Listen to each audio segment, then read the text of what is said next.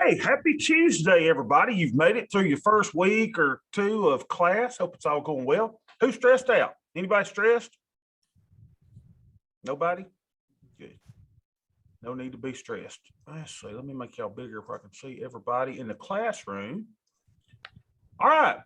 So last time, who can tell me what the 4 A's of risk management were?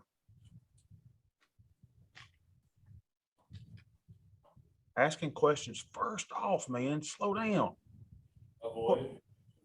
Avoidance. Yep. What else? Alleviate. Alleviate. Yep. We remember that. Assume. Assume and Assign. assign. Now, ladies and gentlemen, and those who consider themselves binary, I respect everyone.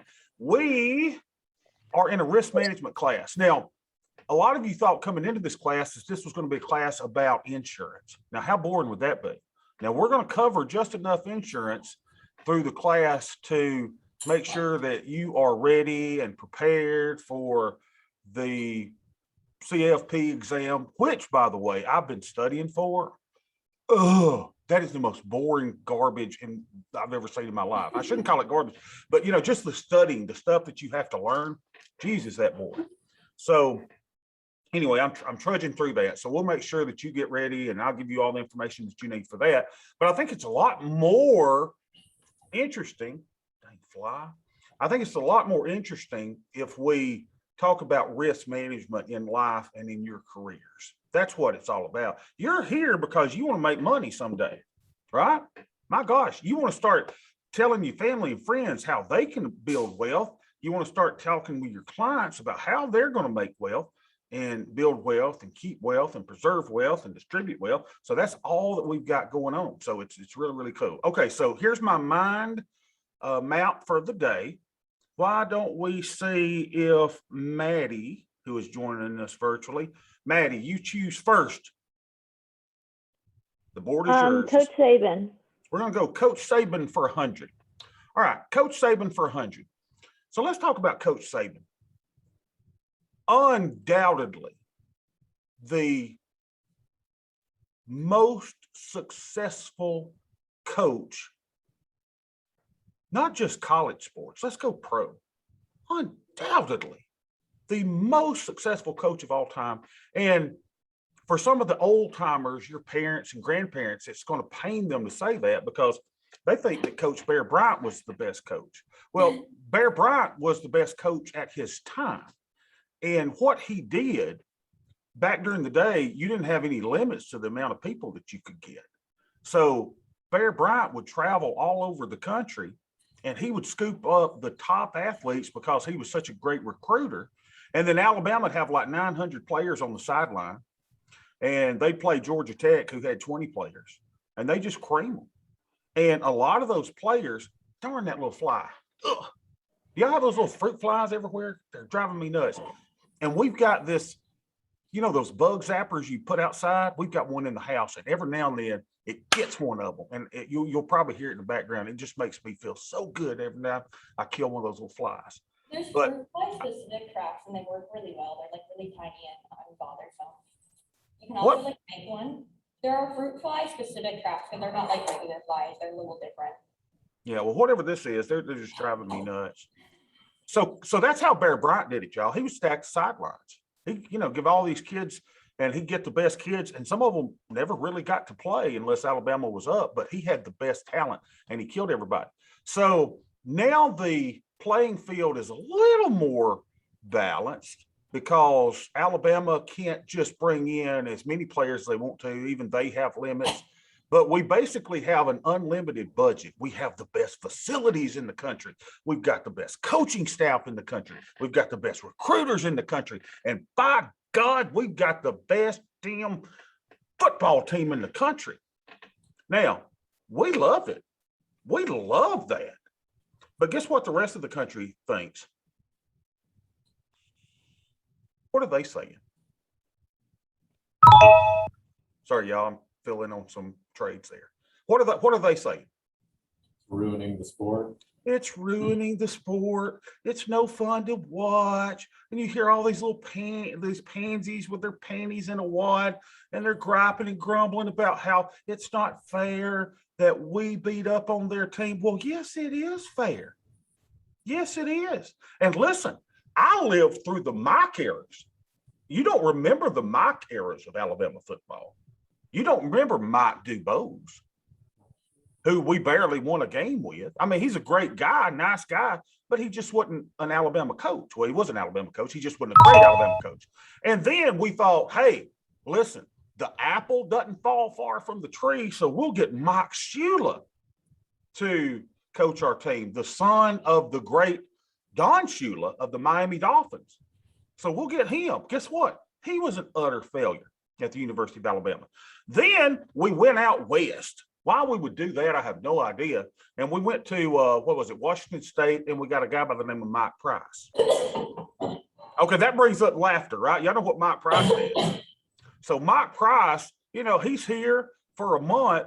Dude goes down south and goes to the strip club. Sorry about the trades filling now. He goes down to the strip club and spends the night with a stripper, and all of a sudden the stories coming out about, what he was saying during the time. And he said, roll, baby, roll.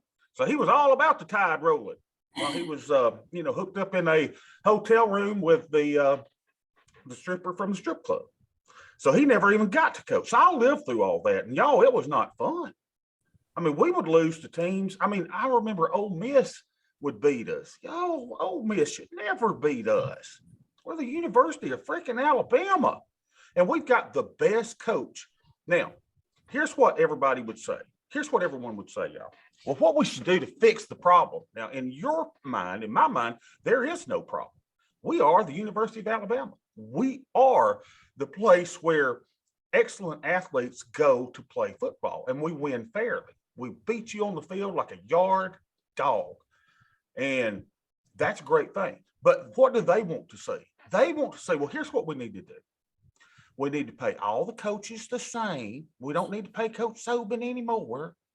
And what they'll hope by doing that is that he'll say, well, I guess I got to go to the pros because I can't make, the money that I make at Alabama. So they want to even the playing field. No, we don't want to even play field. How about this? The rest of you stupid universities around the country. How about this? Why don't you up your game? Why don't you try to excel? Why don't you try to beat us? Why don't you try something to make your program the best program that it can be, rather than dumbing down us to match your mediocrity? I, in my life, ladies and gentlemen, do not settle for mediocrity. You, ladies and gentlemen, should not settle for mediocrity. You and I should settle for nothing less than excellence. And y'all hear me time and time again, and you say, what does this have to do with the risk management class? Okay, here's what it has to do with the risk management class.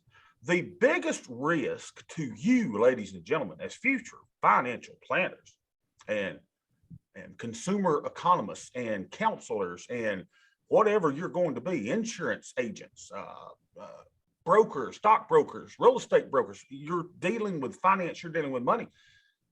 The biggest threat to you is a total change in the way the American economy works. Because see, here's the problem. All the other countries around the earth say, well, it's not fair. Because the United States of America, ladies and gentlemen, actually is the University of Alabama when it comes to world economies. We are the big dog. And there are some that don't feel right about that. Could you imagine an Alabama fan for one moment going, it's not fair that we beat the crap out of all of these other little teams. It's just not fair. We shouldn't have beat Notre Dame when we played them in the national championship. We shouldn't have beat Texas. It hurt that quarterback. We shouldn't, no, you don't hear a single Alabama fan on a Saturday night griping and grumbling because we're playing too good, right? You don't hear us going, oh man, we're too good, man. We need to get rid of somebody. We need to bring in some bad players, some mediocre players. Hell no, you don't hear that. You don't see that in the stands. But yet, some of those same people that are in the stands on the Saturday night feel guilty that we, the United States of America, do so well. Y'all, let me tell you something. The United States of America gives more money to other countries who are struggling than any other nation on the planet.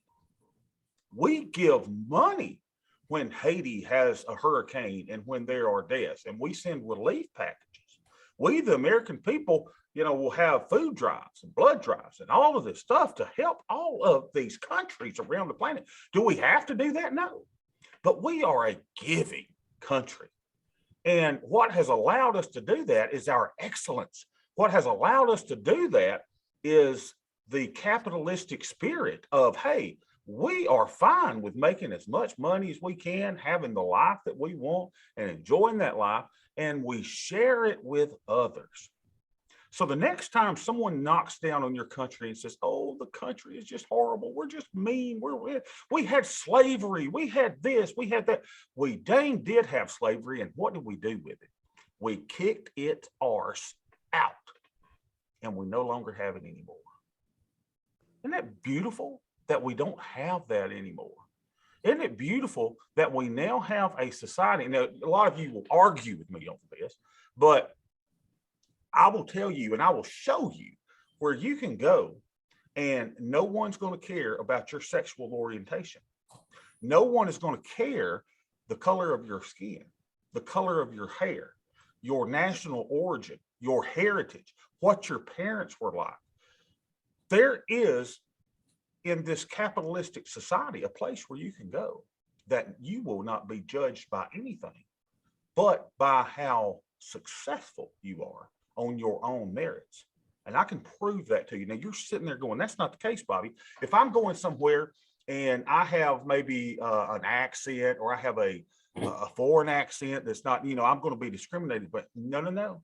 I'm going to show you a place where they won't even know what color you are, what nationality you are, what religion, what your disability is. They don't care. And all they want to do is take your money. But if you're successful, you will take theirs. And I'll show you that. So I wanted to just compare Coach Saban to capitalism, to the United States. And I want you to be excellent. There is a war going on, ladies and gentlemen, and binary students, for your very minds. There is a war for your minds. And guess what? I'm entering that war, and I'm going to tell you my thoughts, my worldview. You don't have to agree with it, and I encourage you to challenge me on it. Go ahead, challenge me on it. You're not going to get knocked down because of your challenge on me for anything. So let's go ahead. So that's Coach Saban. So Maddie did a wonderful job. Let me get my little pen going here. Maddie did a wonderful job with Coach Saban. So let's mark Coach Saban out. Y'all don't tell him I marked him out, okay? I don't want dude mad at me. All right, Coach Saban is out. So why don't we go to, hey, Meg, can you join us? Yeah. Can we do the exam? We're doing the exam for 200. All right, Meg has chosen the exam. Now, I like the way she said that. Did you hear it in her voice? She goes, can we do the exam? And she goes up on her. You got to start listening to people's voices, right? She goes, can we go to the exam? And she puts a little question mark on it. It's almost like she needs this out of the way. If I could tell you something about Meg, Meg's like, oh my God, exam? We're only the third or fourth class in, and this idiot's already talking about exam. Yes. All right, ladies and gentlemen, write this down, please, because I'm going to give you your exam right now. You ready? Here's your exam. Get ready for it. Your exam is this. Just write number 1, and this is going to be your question. What have I learned so far in this course? Question mark. Questions? That's your exam. That's exam 1. Now, I know some of y'all are getting a little uncomfortable because you're going, oh my God, it's only got 1 question. It's worth 100 points. That's exactly right. Now, here's the beautiful part about your exam. You ready for this? Your exam is open note. I would say it was open textbook, but you don't have a textbook, neither do I. I keep waiting for my textbook. I go to the mailbox every day and I go, today's the day that Alabama's going to send me a textbook. It hadn't been yet. So I told y'all, was anybody successful in returning your textbook? Anybody? Did y'all get the money back for it?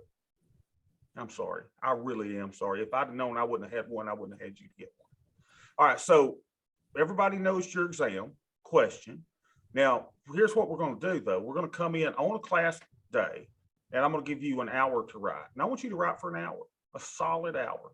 Now, you say, can I go ahead and do it? Well, no, I kind of like to see you actually writing, maybe even on a piece of paper, actually.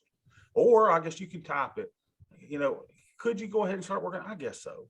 But I really want you to be busy and engaged for a full hour. And I want you to just clear your little mind, come in, eat. What are we eating this morning? What's the breakfast of the day on the front row there? Dylan, what we got? Chick-fil-A biscuit. Chick-fil-A biscuit, baby. Bring your Chick-fil-A biscuit and let's write for an hour. And you just tell me what you've learned in the class. Does that make anybody nervous? I just want you to tell me what you've learned in your own words. I kind of like you to write for an hour.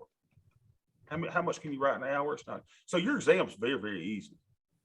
Now, some of you may come in and say, I hadn't learned a dang thing.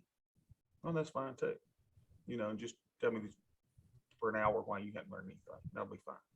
All right. So Meg, how you feel now? You comfortable? Talk to me, Meg. You feel better about the exam? Yes, it's perfect. Okay, Meg, let me tell you why I'm doing that. Let me just tell you this. So I thought now, since little old Bobby's a professor, or whatever, I thought, well, I'll start joining some of these professor discussion groups online with some of these eggheads, right? And so I'm in there, and these are the most miserable people on the planet. Now, I'm not saying anything about, these are not University of Alabama. It's not an University of Alabama group. It's just nationwide. And so listen to what they talk about. I have 50 students in my class. I have 10 more waiting in. I didn't get paid to take on 10 additional students. What should I do? What should I do to tell my dean that I will not take on these 10 extra students? And then some are saying, well, I only make this much money, so I'm not going to do anything extra. Ladies and gentlemen, and binary people, if you are going through life and that is the way you approach it, you're going to be miserable. And I don't care what your life is. And I'm sitting there going, you bunch of overeducated, pompous a-holes. You got 10 extra students wanting in your class and you go, I don't get paid but to do 50 or whatever, that's the maximum. And so you're trying to be mean to these kids trying to get into your class. You bunch of jerks. And so then here's what they do. Here's what they do. How can I get my students to stop using Quizlet and Chegg? Because all of my exams are on there and they know the questions beforehand. And they're griping and grumbling because y'all know the question. Hell, I just gave you the question. Now go put that on Quizlet. Go put that on Chegg. Yeah, all right. Oh, well, here's Dr. Bobby's little question. And everybody goes, oh, I got the answer now. I know how to do. No, you don't. Because here's what you're doing, you bunch of lazy professors. You're giving a bunch of multiple choice tests. And you're doing the same test every semester. How about rocking it up a little bit? Up your game a little bit, you miserable low life. Oh, they've got the answers to my multiple choice. Screw that. So your exam is, hey, what have I learned up to this point in the semester? So I'm going to take the time to read each and every one of what you've got to say. I cannot wait. So very, very good job by Meg. The Meg Meisters, let's knock that out. Meg knocked out the exam for y'all, but I didn't think anybody would even touch that one. So I'm really proud that Meg got that one. So let's mark that out. This little pen thing I got here. We go. Shot. Okay, let's go to Michael. Michael for 300.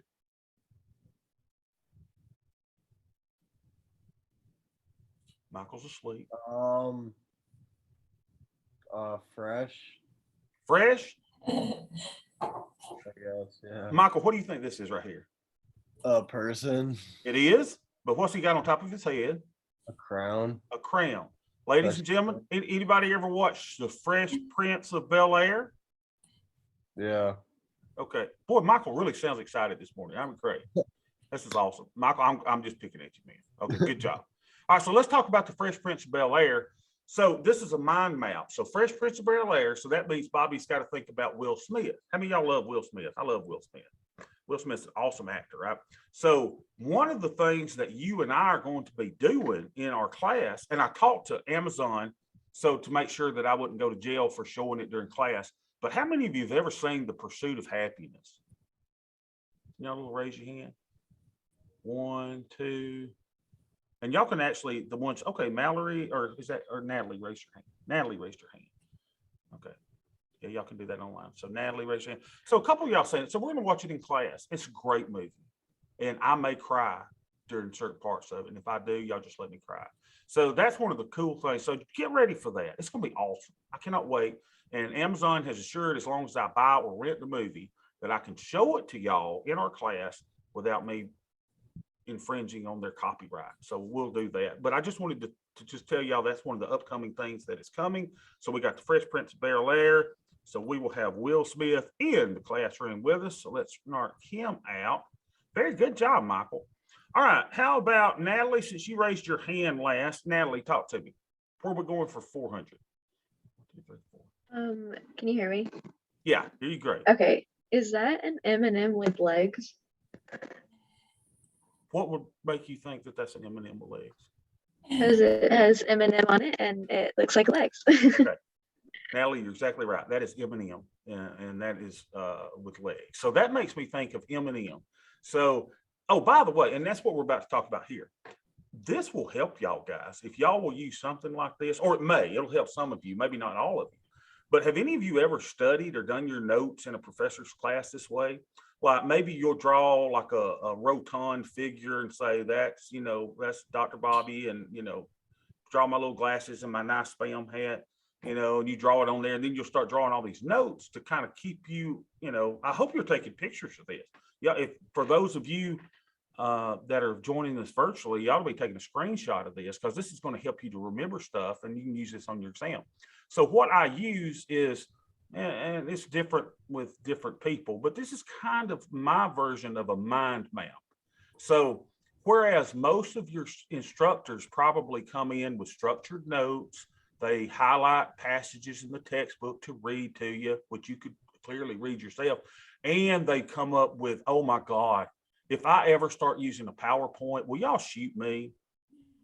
Will you just take me out back and just beat the tar out of me and say, Bobby, what are you doing?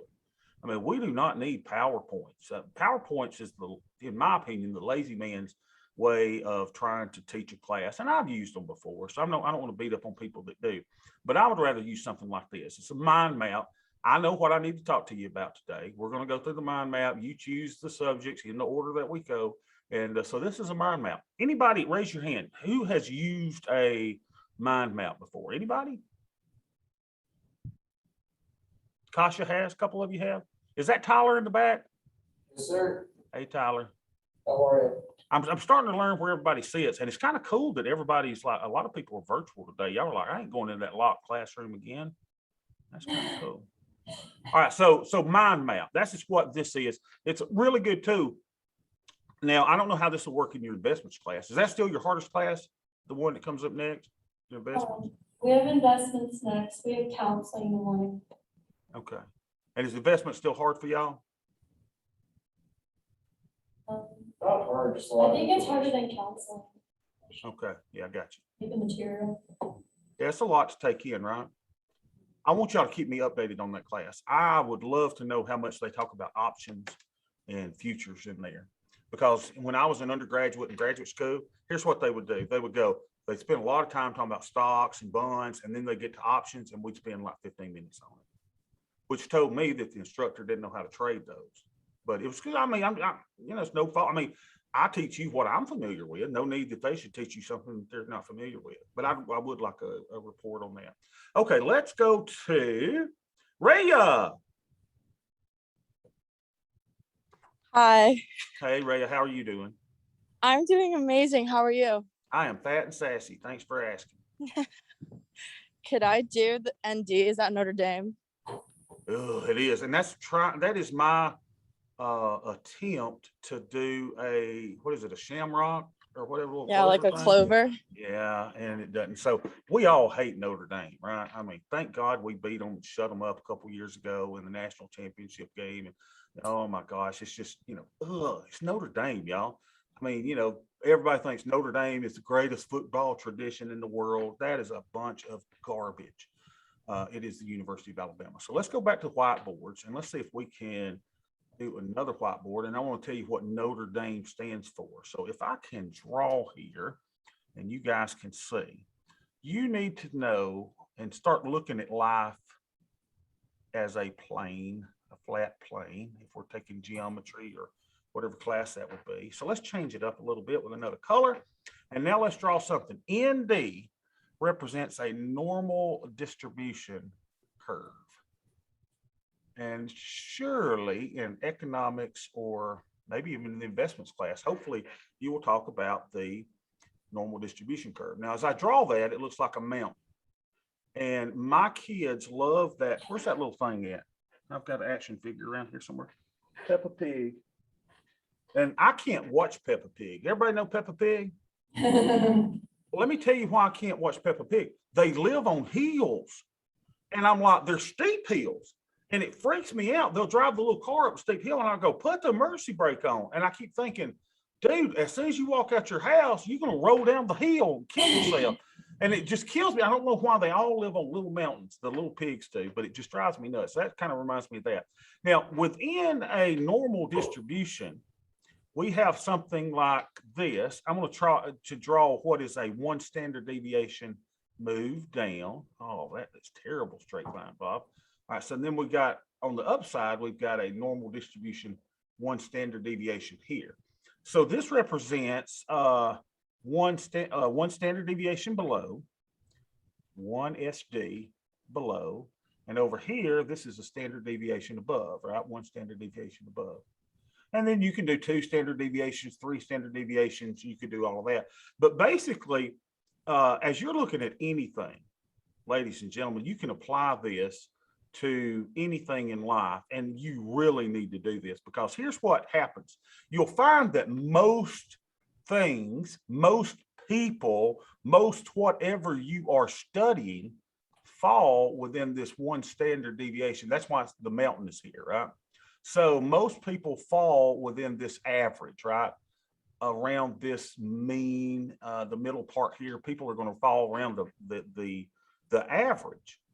Now, again, this is what the people that are talking about Alabama's dominance are saying. It's not fair. Now, first of all, Kasha, where does Alabama lie on this curve? Does it lie on the right side of the tail, or does it lie on the left side of the tail? It lies on the right side, probably past the standard deviation. Absolutely. So this is the University of Alabama, right? So we are UA right here, baby. Roll, dang tide. We are up here. All right. Where's Notre Dame? Mediocre at best, right here. Right. And then you got who do we have down here? Who do y'all want to put down here? I would put the Georgia Bulldogs just because. I live in Georgia, and they start, anytime they think they've got something, that's when you hear them start spouting their little vile words toward me, and I just can't stand them. And most of the time, they never show their little flags or their little clothes because they're not very good. I mean, they should be kicking Alabama's butt every year with the resources and the people that they have in this state, and Alabama dominates them. And the reason is because they settle for mediocrity. They think they're Bama, but they are not. They are Georgia. So Georgia's probably over here with Notre Dame, in the middle with everybody else. All right, so then who do we have on the left side? Well, that would be, let's see, we'll put Auburn over here. Ole Miss. Ole Miss. Well, and I'm joking about Auburn, right? I told y'all about my sister. She went to Auburn and she ended up a drug dealer. So nobody goes to Auburn. She went through their pharmacy program. So I keep telling her, I said, oh, Chris, we ought to break bad one day. You ever seen Breaking Bad? She doesn't go for it. So Auburn's in here in the middle. They're not a dominant species like Alabama. And you got all your others, your Ole Miss is in here. We got all of that stuff. And then on the bottom end, gosh, I don't know who we put over here. Georgia Tech, maybe? Tennessee's program is pretty bad shape right now. Yeah, they suck right now, right? So we'll put Tennessee over here. So some of these sucky programs. But you'll understand that most teams are average. Most fall within here. Then you have excellence. This is what I expect of you, right? I expect you to be excellent. As much as I try to push you over here, though, some of you will just naturally gravitate to average. You'll gravitate to mediocrity. And I don't want that. I want you over here on the excellence side, and I definitely don't want you down here on this side. So when you start evaluating anything, what's something you want to evaluate? We did football teams. What else? Someone give me an idea of something we can evaluate on the standard, on the normal distribution curve. Fast food breakfasts. Breakfast, yeah, right. So let's see. I think I heard that right. Breakfast. So we got the Chick-fil-A biscuit, which is, dude, it's over on this side, right? I like me some Chick-fil-A. I like them. And two, when you look at the customer service of Chick-fil-A, y'all, they treat me better than my wife and kids treat me. I mean, my gosh, I go through and it's like, I expect them to actually wash my windows as I'm going through the drive-through. They're so nice to me. And they call me by name. And it's funny. Here's what I do over here in Georgia, right? So I'll go through the line and they say, yes, can I have a name for your order, please? What's this? This is so funny. And I go, Roll Tide. And they say, your name is Roll Tide? I said, yes, ma'am, it is. And then I'll go up to pick up the thing and they say, are you? And then one girl goes, I can't say it.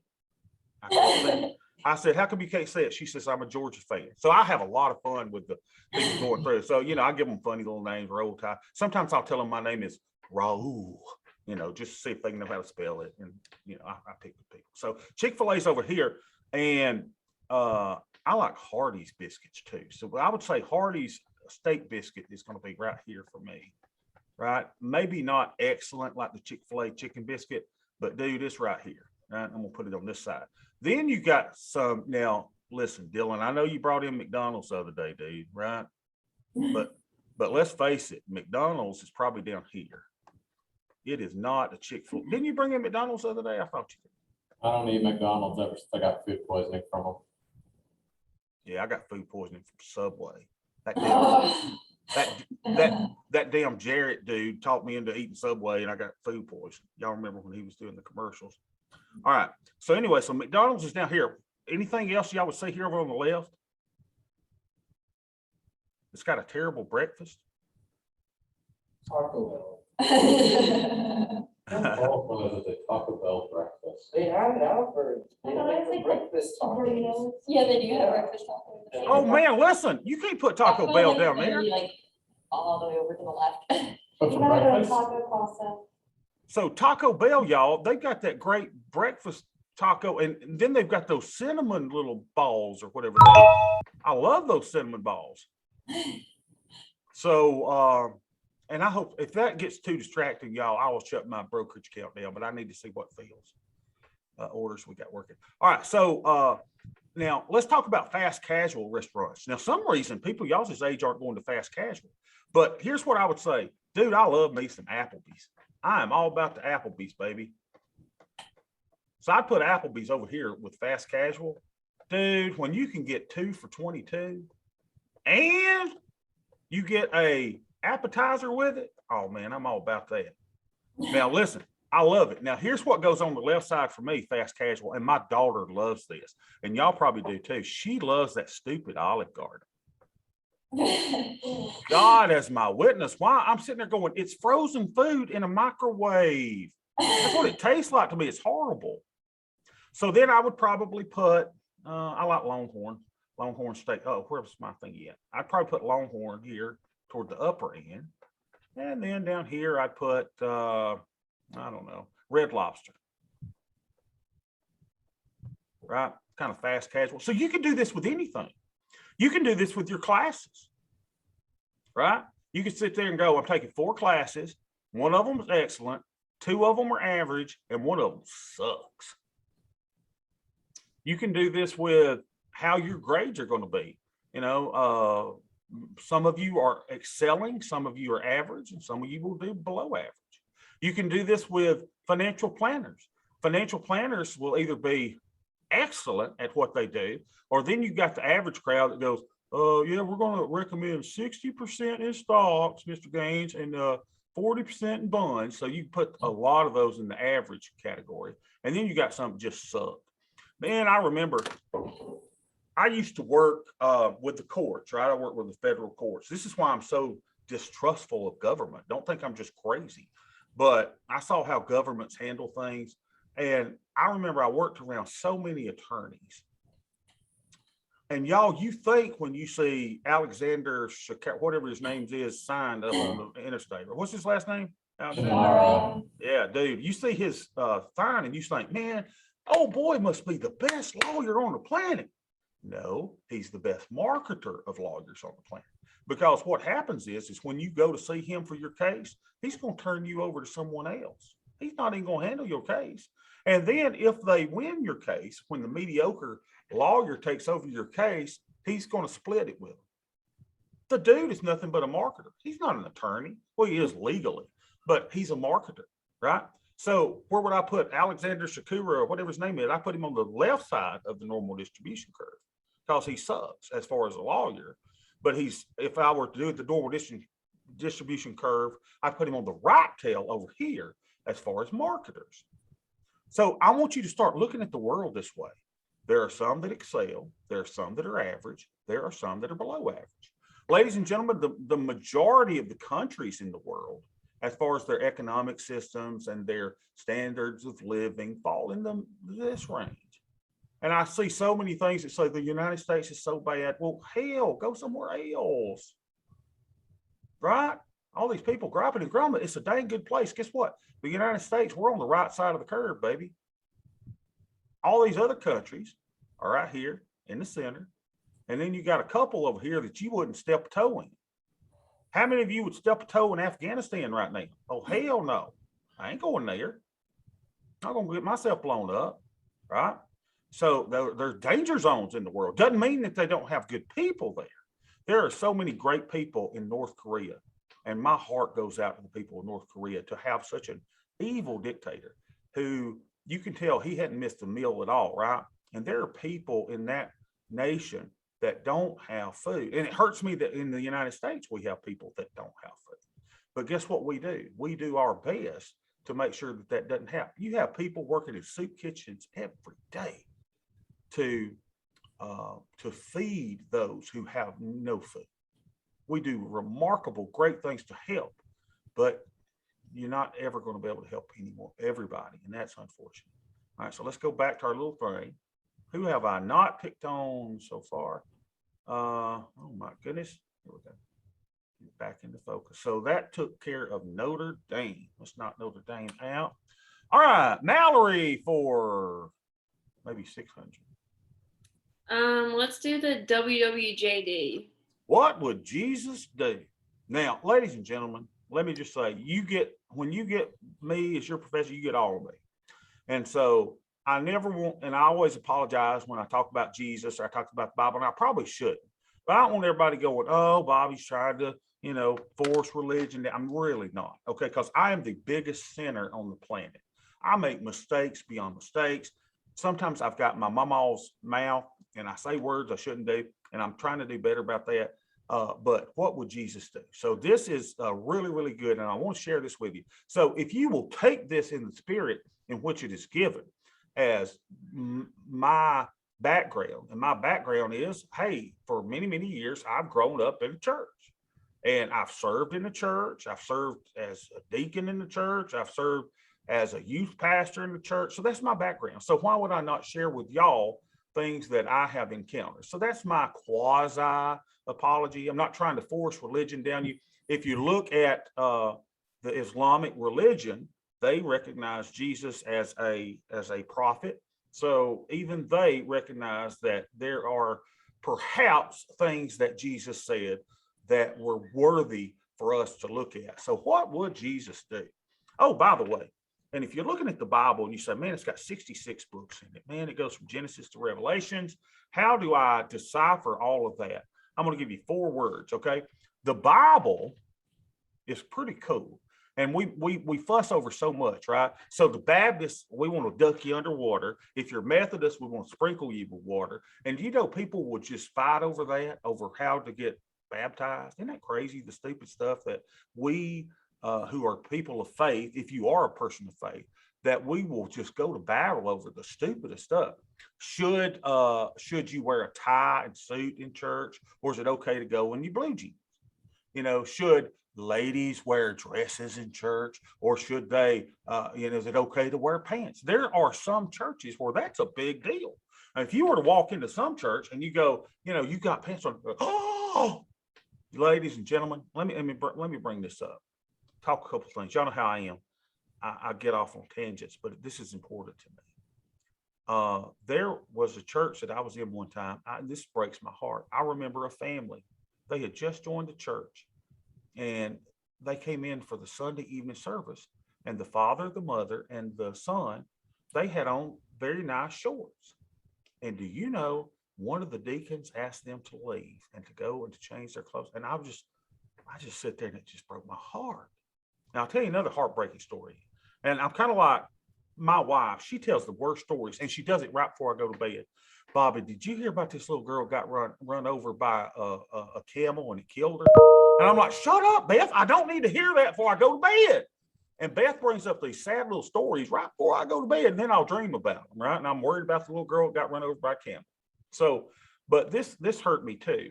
And in rural Alabama, this actually happened, and this breaks my heart. This is why I am so for your freedom of expression. I am so for you to be involved in activist organizations to where you think that you're going to make a difference in the world. God, do I want you to do that, because I do see so much injustice in the world, and it breaks my heart. But can you imagine a church bus picking up children, little children, and saying, hey, y'all want to go to church tonight on a Wednesday night? And I think about how awesome that is. And I'm thinking about the times I've driven the bus and I've picked up kids. So my aunt told me about this story of the pastor.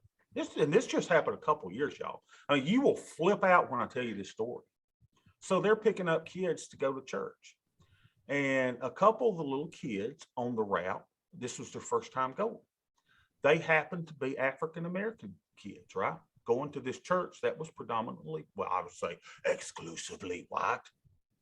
And once they got there, the pastor was appalled that they would pick up little African-American children and bring them to the church. So do you know what the pastor of the church did?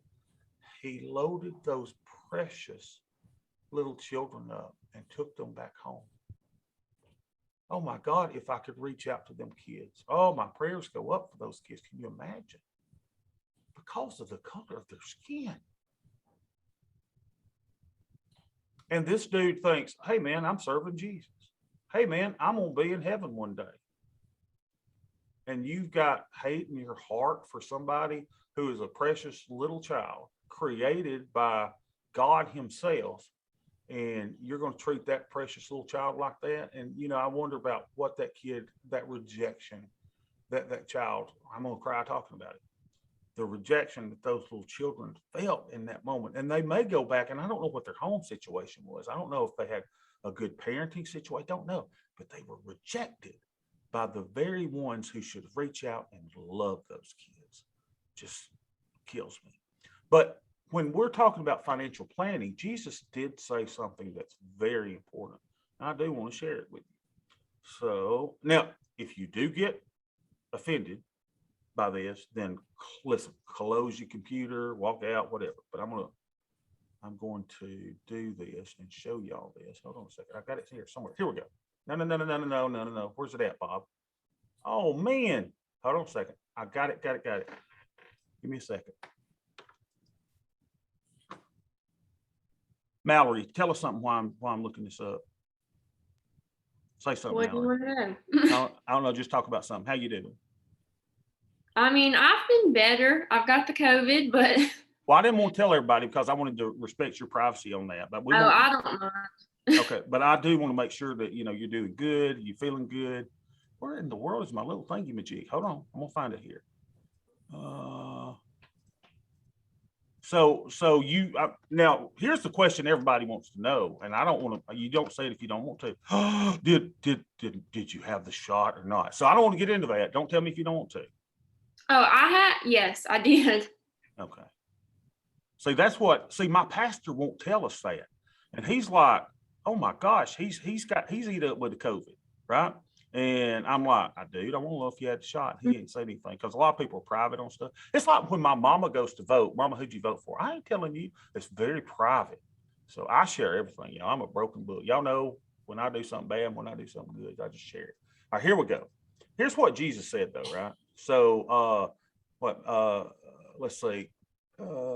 Yeah, here's what he said. And that you guys need to please remember. And you don't have to take this in a religious sense, just take it in what Jesus said. But basically, looks like Matthew 26:11. Here's what he said, and this is why it's important to a financial advisor. He said, the poor you will always have with you. The poor you will always have with you. He said, now I'm not going to be with you for very long. I got to go. He said, but the poor will always be with you. Mallory, what did he mean by that? I believe that he meant, it doesn't matter how much you help the rich, well, in a financial planning standpoint, or how rich we get, those that are less fortunate will always be there. And they're also always going to need help. You can't really just forget about them. They're always going to be there. They're always going to be there. They're always going to need help. And here's the thing, Mallory, and this is the sad part of it. As much as you and I want to lift them out of their poverty, there are some that you can't lift out. Have you heard the stories, ladies and gentlemen, where somebody will win the lottery and 5 years later, they've won millions of dollars. And 5 years later, that money is all gone. Google it. You can find it all over the place. These people win, tens of millions of dollars, and in a few years they spend it all and they have nothing to show for it and they're bankrupt. Jesus said the poor will always be with you. And that is wise words. And I want y'all to know that, because I know you guys are, you're ready to charge out there. We're ready to help people. We're ready to lift them out of their economic circumstances. And we want them to do good and to be great. That ain't gonna happen. Do you know why? There's a normal distribution curve. Normal distribution curve is there is going to be the 1% of the uber wealthy. There's nothing we can do to change that. You can bring in socialism. You can try to steal all their money by overtaxing them and to bring that money back into the average, and then try to give that money to the poor to bring the poor into the one standard deviation mountain. It ain't gonna happen. You're not going to do it. You're not going to do it. And that's why I said, what would Jesus do? Jesus knows the poor are always going to be there. We're always going to have a ministry, you and I, whether it's in a religious sense or not, of serving others. I gave you the formula the other day for wealth creation. Number one was give away 10%. Give away or help, invest in somebody. Give of your time, give of your money, give of your talents as you're helping someone else. Then you save 10%, then you invest 10%, and then, hey, have a ball with 70%, baby. Go to town. Have your hair done. Get your hair did. Get your toes did. But the poor will always be among us. So I wanted to share that with you. All right. Did anybody get offended at me? Is anybody going to hate me and write me up or everything? I hope not. I just share what I think is important to you. All right. So Mallory, you did a great job there. So let's go to, have I called on Madison yet? No, you haven't. Hey, Madison, where do you want to go for 600? Let's do Betty Crocker. Betty Crocker. Now, y'all, this is going to be shocking to some of y'all. Y'all ready for this? Now, I told you, I love everybody, right? The Bible is this. It's 4 words make up the Bible. Love God, love people. Everything else is just a technicality. Love God, love people. And that's the way I try to live my life. So I love all y'all in here. I hadn't even met you in person, but I still love all y'all in here. Love God, love people. Now, I have a little bit of trouble with this on a few people. When my mama raised me, she said, little Bobby, she said, here's what I want you to do. She called me Bubba. Bubba, here's what I want you to do, hon. That's what my mama taught. She says, if you'll always love old people, be good to old people, and you'll always be good to kids, and you always be good to animals, she said, you're going to be okay. Be good to old people, be good to kids, be good to animals. What wisdom from my mama. And that's basically what the Bible says. Love God, love people. So watch this. I want y'all to see this, and I don't want you to be shocked, because y'all understand, as an educator, I'm pushing you. I will prod you. I will bring you to the point that you are uncomfortable, but that's how you learn. So you got to understand, I will stretch you. I will push you. I will prod you. I may push you to the point of anger. I may push you to the point of being sad. And it's all emotions, baby. It's all part of it. So let's see if I can find this, and y'all are going to be shocked. All right, ready? This is happening at the campus of the University of West Georgia this morning. There are protesters at the college that are holding signs that says these hoes have no clothes. What a waste of time. Now, what do you see some of the other signs? Y'all ready for this? But I did want to share this with you. This is, let's talk about risk management. Is this dude taking any risks today? Well, I'll tell you what, one of those hoes may come up and knock him in the nose, right? He's taking a risk by being out on the campus holding this sign. Let's go to the next one. Young women, you don't need college. You need faith, a Bible, and a good cookbook. That's why I got the Betty Crocker cookbook out there. Young women, you don't need college. You need faith, a Bible, and a good cookbook. How demeaning, and how I just feel nasty looking at this, that this gentleman is spending his time and he's trying to equate faith and the Bible, which are wonderful things, into keeping young women from college, from a college education, and saying basically you need to be barefoot. What does it say? Barefoot and pregnant all the time, right? That's what this dude is saying to the young women at the University of West Georgia.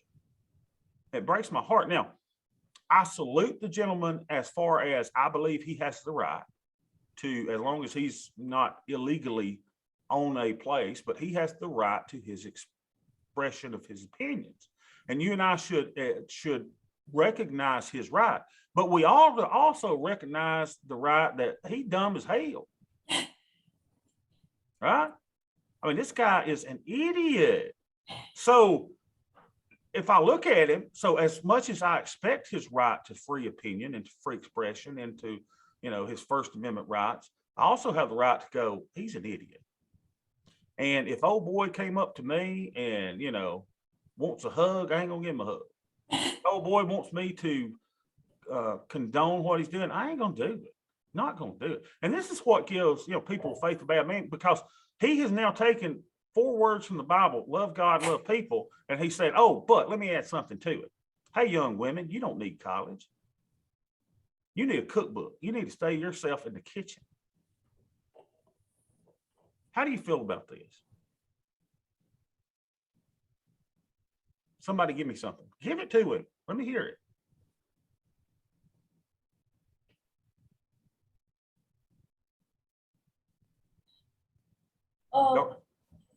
I think it's a pretty dumb opinion, especially because if he wants, even if he does want women raising children and in the home, they're gonna do a better job if they're more educated to raise their children and teach their children or prepare them for the world. So it's really not smart opinion on many levels, in my opinion. But even if he does think women only belong in the house, college could improve their cooking, it could improve their raising of their children. If they took a child development course, their children will be so much more successful in life. And if they teach their children about economics and money and finances and have a vocabulary that they can instill in their children. Kasha, how do you feel if you were, God forbid, but how would you feel looking on, from afar? How would you feel for this man's wife or his daughter? Really poor, because I feel he wouldn't support them in their endeavors and self-enrichment. And he wouldn't respect them and would see them as lower than him. Yeah, it just breaks my heart. Yeah. I was at a wedding where the pastor said something like this, the wedding when they got married.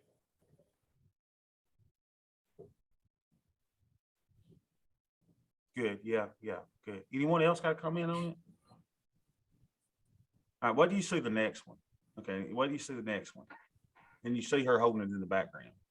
Warning, wearing yoga pants may lead to lesbianism.